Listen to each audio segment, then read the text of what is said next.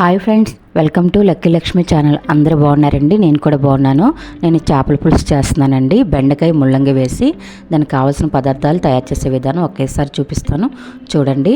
ఎందుకంటే 2 కేజీలు చేపలు తీసుకున్నానండి. శీలావతి చేపలు తీసుకున్నాను. ఒక 2 కేజీలు పసుపు ఉప్పు వేసి బాగా కడిగి పెట్టుకున్నానండి.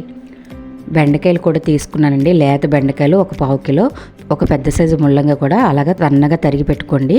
ఇప్పుడు టమాటాలు ఒక 5 తీసుకున్నాను. ఒక 1/2 కేజీ ఉల్లిపాయలు సన్నగా తరిగి పెట్టుకున్నాను. అలాగే పచ్చిమిర్చి కూడా నిలువుగా కట్ చేసి పెట్టుకోవాలండి.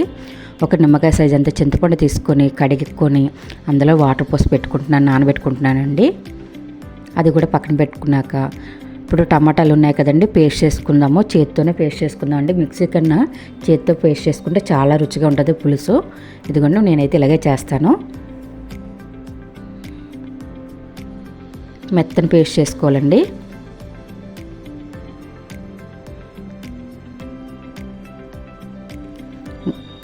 ఇలాగైందండి పేస్ట్ అయితే. మెత్తని టమాటా పేస్ట్ అయింది, పక్కన పెట్టుకున్నాను. స్టవ్ వెలిగించుకొని కళాయి పెట్టుకొని అందులో ఒక 5 స్పూన్ల ఆయిల్ వేసుకొని ఈ సన్నగా తరిగి పెట్టుకున్న ఉల్లిపాయలు కూడా వేయించుకుంటున్నాను. బాగా మగ్గడం కోసం కొద్ది సాల్ట్ కూడా వేసుకుంటున్నానండి. నేను చేత్తోనే వేస్తాను. ఎందుకండి బాగా మగ్గనివ్వాలండి, మంచి కలర్ రావాలి, మెత్తబడాలండి. ఆయిల్లోనే మెత్తబడాలి. ఎందుకంటే మనకు పులుసులోనే ముక్కలుగా కనిపించకుండా ఉంటుంది. ఎందుకంటే అలాగైతే వేయాయి ఉల్లిపాయలు.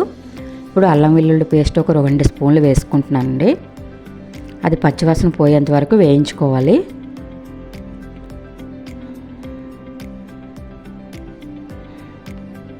ఇవ్వండి, ఒక 1/2 టీ స్పూన్ పసుపు కూడా వేసి, అది కూడా పసుపు స్మెల్ వస్తుంది కదండి, అది రాకుండా మనం కొంచెం వేయించుకుంటే సరిపోతుంది.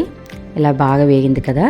ఇప్పుడు మెత్తగా పేస్ట్ చేసుకున్న టమాటాని కూడా వేసుకొని అది కూడా మగ్గనివ్వాలండి ఆయిల్లో.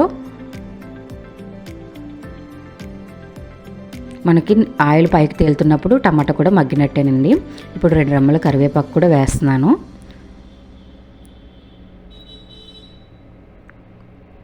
ఒక 2 స్పూన్లు ఫిష్ మసాలా, 1 స్పూన్ ధనియాల పొడి, ఒక హాఫ్ స్పూన్ జీలకర్ర పొడి, ఒక 3 స్పూన్లు కారం వేస్తున్నానండి. ఇంకొంచెం కారం ఎక్కువ తినే వాళ్ళైతే ఒక 5 స్పూన్లు వేసుకోండి. చింతపండు పులుపు, టమాటా పులుపు ఉంటుంది కదండి, కరెక్ట్గా సరిపోద్ది.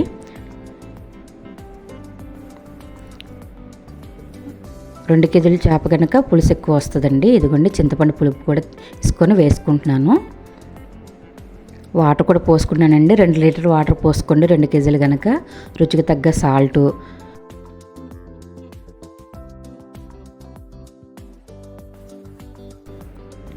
నిలువుగా కట్ చేసుకున్న పచ్చిమిర్చి, ముల్లంగి కూడా తరిగి వేసుకుంటున్నానండి. అలాగే బెండకాయ ముక్కలు కూడా వేసుకుంటున్నాను. ఇప్పుడే మీరు ఒకసారి రుచిగా సాల్ట్ చూసుకోండి, సరిపోయిందో లేదో. సరిపోతే మరొకసారి వేసుకోండి. పులుసు మరిగాకన్నా వేసుకోవచ్చండి. ఈ బెండకాయ ముల్లంగి మాత్రం పులుసులో బాగా ఉడికితే ఆ రుచి వేరుగా ఉంటుందండి, చాలా బాగుంటుంది. ఇదిగోండి, పులుసు బాగా మరుగుతుంది కదా. ఇప్పుడు ఒకసారి కారం కానీ సాల్ట్ కానీ సరిపోతే వేసుకోవచ్చు, అందుకే చూసుకుంటున్నానండి. ఇప్పుడు అన్ని ముక్కలు ఒక్కొక్కటిగా వేసుకుంటున్నాను.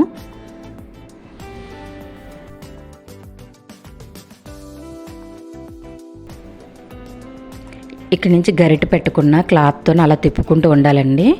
ఒక 2 మినిట్స్ మాత్రం సిమ్లో పెట్టి మూత పెట్టండి. మరొక 2 మినిట్స్ మూత పెట్టి తీసేసాక మరొకసారి కలుపుకోండి. మూత తీసాక ఒకసారి కలుపుకోండి. ఇప్పుడు పుదీనా ఒక చిన్న కట్ చేసి పెట్టుకున్నాం కదండి, అలాగే కొత్తిమీర కూడా ఇప్పుడు పులుసు మరిగేటప్పుడు వేసుకున్నాం అనుకోండి, ఆ స్మెల్ టేస్ట్ బాగుంటుందండి. మరొకసారి కూడా దగ్గర పడ్డాక వేసుకోవచ్చు ఇంకొంచెం కొత్తిమీర. నేను సాల్ట్ కారం సరిపోయింది లేదో చూసుకుంటున్నానండి. మీరు కూడా చూసుకోండి. ఈ టైంలో కొత్తిమీర వేసి దించేసుకోవడం అండి. బెండకాయ ముల్లంగితో చేసుకున్న చేపల పులుసు చాలా కమ్మగా రుచిగా ఉంటుంది. మీరు కూడా ఒకసారి ట్రై చేయండి. ఎలాగొచ్చిందో కామెంట్ చేయండి. ఈ వీడియో కనుక నచ్చితే లైక్ ఇవ్వండి. కొత్తవారు ఎవరైనా చూస్తుంటే సబ్స్క్రైబ్ చేసుకోండి. మంచి వీడియోస్తో మేము ముందుకు వస్తూ ఉంటాను. ఇంకోండి, ఇలా అయిందండి చేపల పులుసు అయితే. చాలా బాగుంటుంది బెండకాయ ముల్లంగిని. ఈ వీడియో నచ్చితే ఖచ్చితంగా లైక్ ఇవ్వడం మాత్రం మర్చిపోకండి. Bye friends.